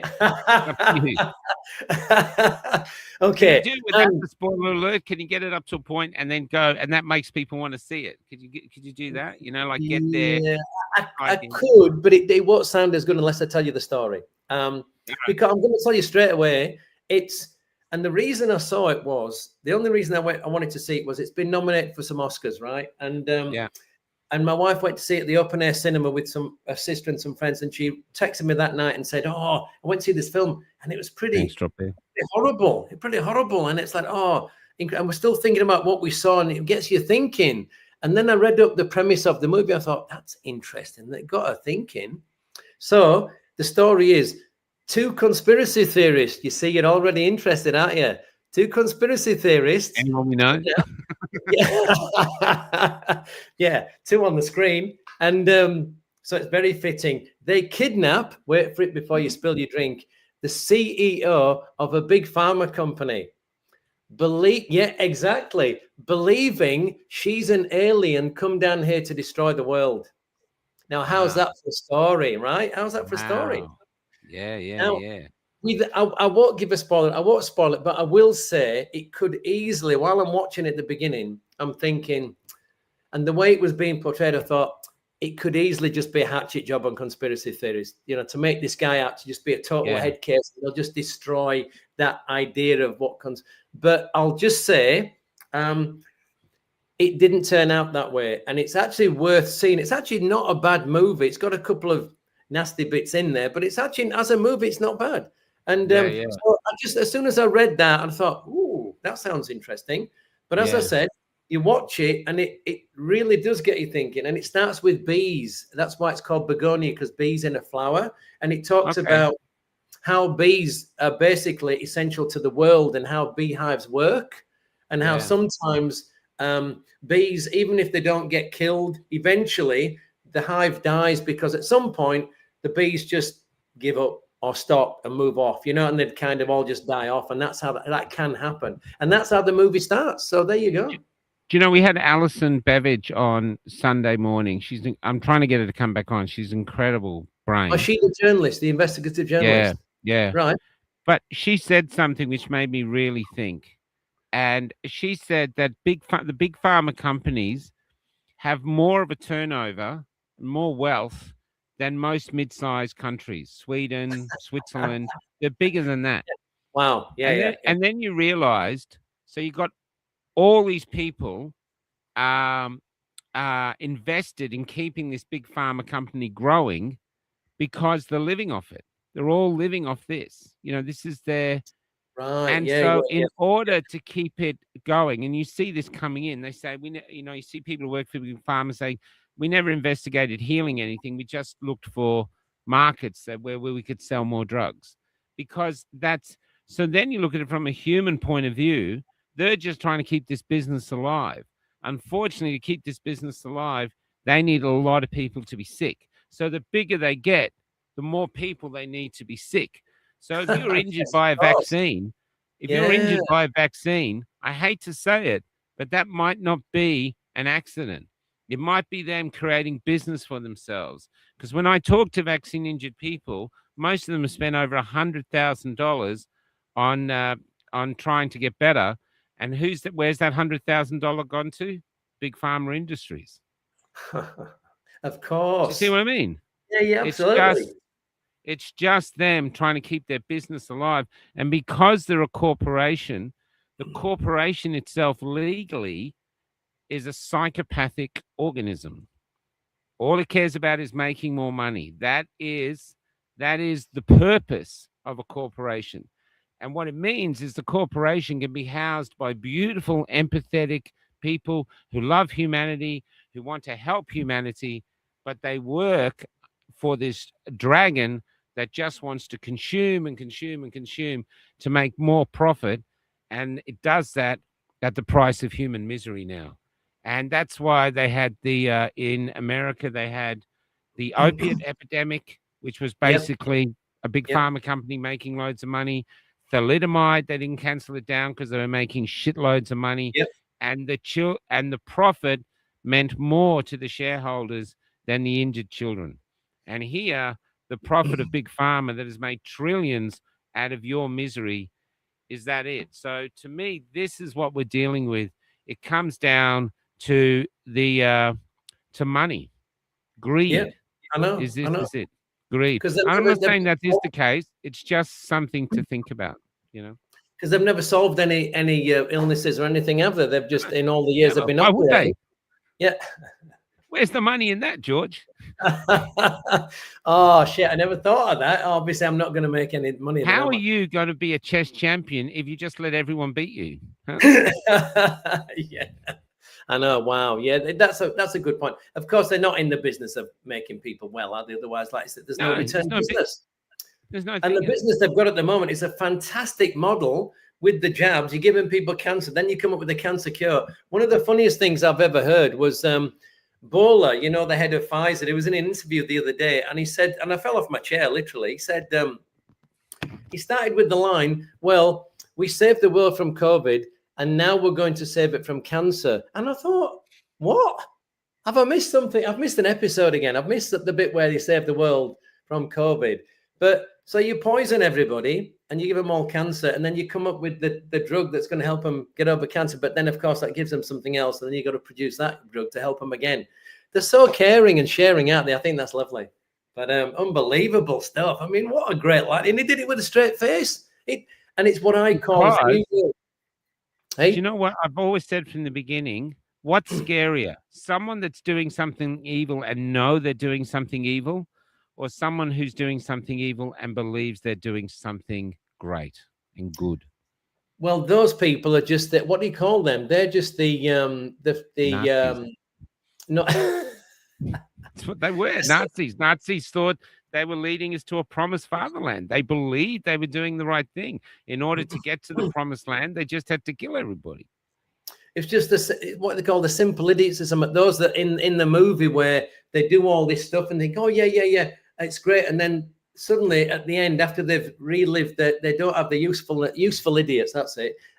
When they're no longer useful, the bad guy comes up and he holds a gun to the head and he says, "I'm going to shoot you." And I said, but what? And the look on the face when they get killed is like, but I did what you told me to do. You know what I mean? So that's how I think of those people. But I think it's the evil. Yeah, look, well, both really.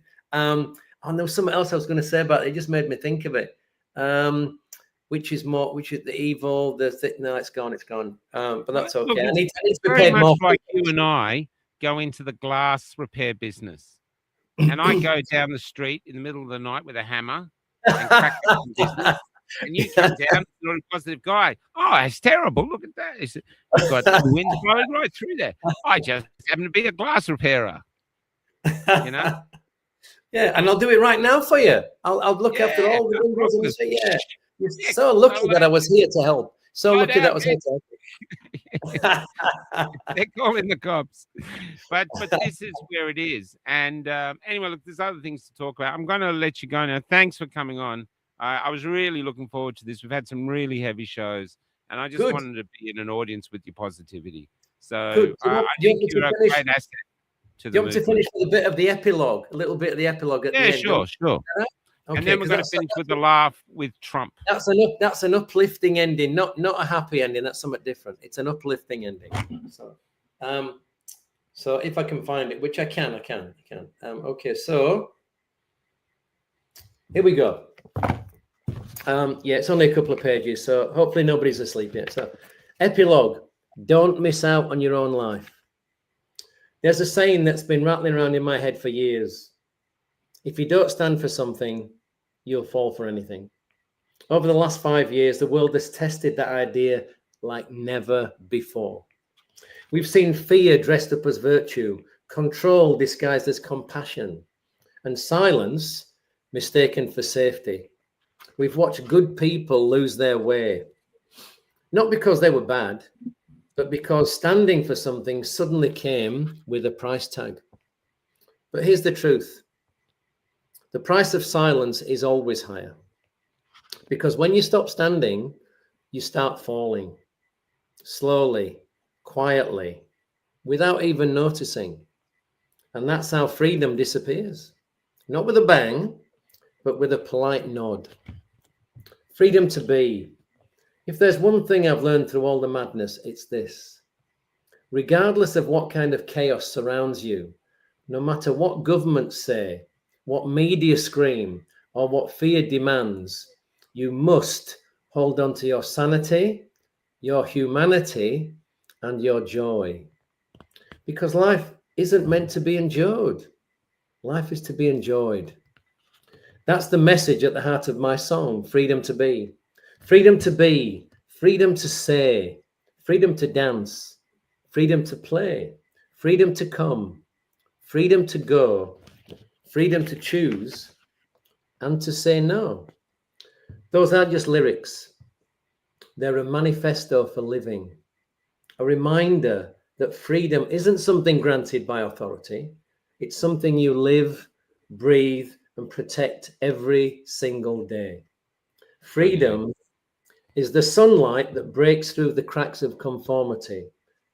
It's the laugh in the middle of despair, the dance when the music stopped, and the quiet courage to say, no, not this time. That's great. That's gorgeous. There's this thing there. There's what bloody freedom are you for real, mate? Has been freedom for years. Hey, Paul. There's if you get onto Grok will do your grammar so we can understand what you're saying. So have and it's free, mate. It's free. Anyways, this and look up troll. See if it has a thing on you. Anyway, now, hey, Mike. Now you are of my age, vintage. Can you remember the song that a flock of seagulls sang? If you play it, I'll remember it. But you said it the other when you spoke to me earlier. But it's a great song. It's like a one-hit wonder. And they all the hair up, and I ran so far. Remember that? Anyway, it was a big hit over here in Aussie, so maybe it wasn't so big in England. But someone has redone it with Trump and AI, and we're going out with this. We'll just watch it for a bit, then we'll piss off. But go at this. Get back to what the F boys, they're coming next. I believe they've got Kay on there talking about Desi. But watch this. This is the beauty of humanity and AI. We could solve the great problems of humanity, but instead we put the president of America in an 80s hit song and we come up with this. Nice. All right, let's see. This is like a rock war number 2. A rock war number 2. I like to look at those oil supplies. I'd be ashamed if someone invaded you. If someone invaded you. And I ran so far away.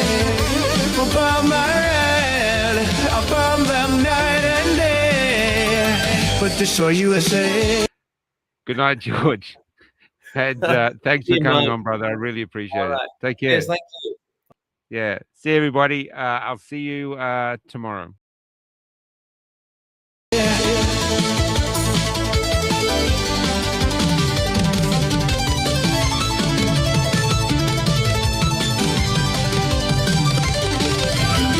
A drone appears above your head. A moment bomb comes falling down on you. Falling down on you. The fleet is moving nearer still. The Strait of Hormuz, it comes in view. The oil must flow through. And I ran so far away. The bomb I bomb them night and day. But destroy USA.